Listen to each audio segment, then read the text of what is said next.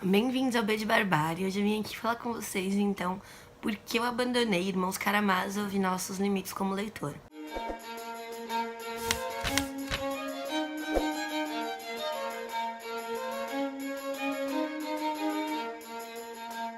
Bom, pessoal, eu tava lendo Irmãos Karamazov na leitura conjunta com o Nicolas, do Las Hojas Muertas, só que na época eu tava sem trabalhar, tava só na faculdade, e eu tava tendo tempo de acompanhar, de seguir a leitura, de ver os vídeos e tudo mais.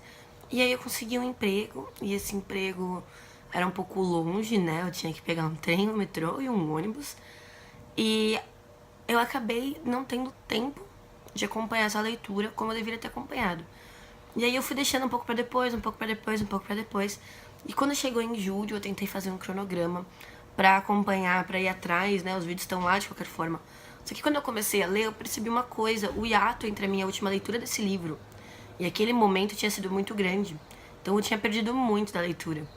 Eu poderia continuar lendo, mas sinceramente seria uma leitura muito. Eu perderia muito da leitura. Seria uma leitura que precisaria ser refeita de qualquer forma. Então eu tomei a decisão de parar e ler em outro momento, um momento em que eu pudesse reler ele inteiro, né?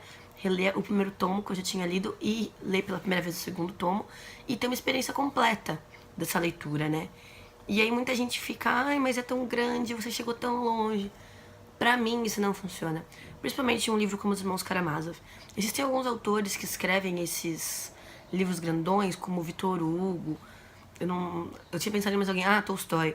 Que são livros mais que são escritos para as massas, né? Pelo menos é assim que os autores lidavam com isso. Esse tipo de livro eu acho muito possível você ler mais aos poucos, porque ele é feito para uma compreensão mais fácil. Os Irmãos Karamazov têm toda uma trama familiar que é muito complicada. São muitos irmãos e cada um tem um problema e as histórias se entrelaçam muito. Então, eu com certeza ia perder algumas nuances, fora toda a questão psicológica, né? O Dostoiévski tratava muito das questões familiares, a relação com o pai, a relação com os irmãos, como se lida com a mãe. E eu ia perder completamente esse background que eu já tinha adquirido das personagens, né?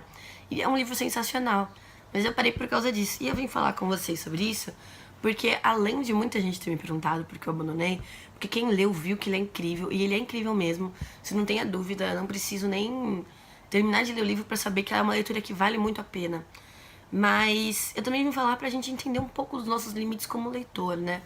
Às vezes as pessoas erroneamente dizem: eu nem pego esse livro porque eu não vou conseguir entender. Eu entendo esse medo e esse sentimento, né, de não vou nem tentar, mas tenta, porque também é bom você saber o quanto você não sabe, ou o quanto você precisa saber, sabe? Porque às vezes você acha que é um puta livro difícil, e na verdade ele é só um pouquinho difícil. E aí você fala, pô, acho que dá. Acho que se eu pesquisar um pouquinho, ou se eu ler devagar, se eu criar um cronogramazinho, eu consigo ler esse livro. E às vezes não, às vezes é difícil pra caralho mesmo, tipo, eu tentei ler As Origens do Totalitarismo, da Hannah Arendt, e eu percebi que é um livro muito difícil. Mas eu não vou poder ler ele como o primeiro livro da Hannah Arendt.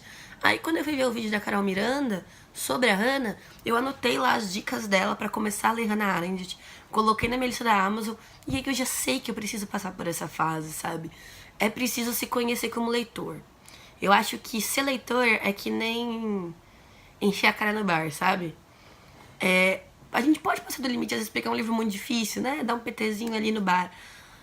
Mas se a gente vai se conhecendo, se a gente lê um, lê dois, pô, esse aqui é parecido, ó, esse aqui tem algumas referências a esse autor, mas ele é contemporâneo, ó, esse aqui é diferente, mas é a mesma coisa que vou beber uma cerveja, aí vou beber duas, pô, calma aí, sabe?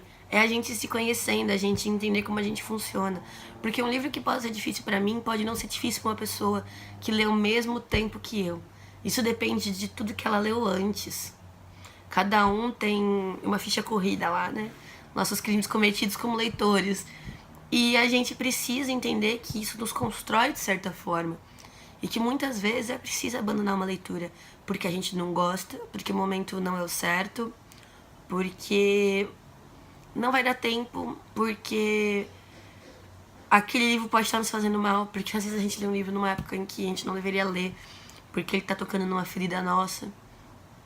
Às vezes é o contrário, às vezes o livro não está nos tocando, mas a gente pega ele em outro momento e a gente pode até chorar com ele. Então esse videozinho é um videozinho bem curtinho, mas é um videozinho muito sincero e que eu queria muito fazer aqui pra vocês. Eu espero que vocês tenham gostado dele. Comentem aqui embaixo, se desafiem. Comentem aqui embaixo uma coisa que vocês querem muito ler e vocês vão ler. E que vocês vão falar assim, foda-se, eu vou dar uma chance pra isso. Comentem aqui embaixo, quero ver. E se gostaram do vídeo, se inscrevam no canal clicando na bolinha com o meu rosto. Deem seus likes e dislikes, avisem o porquê não gostaram, se derem um dislike. Um beijo e até a próxima.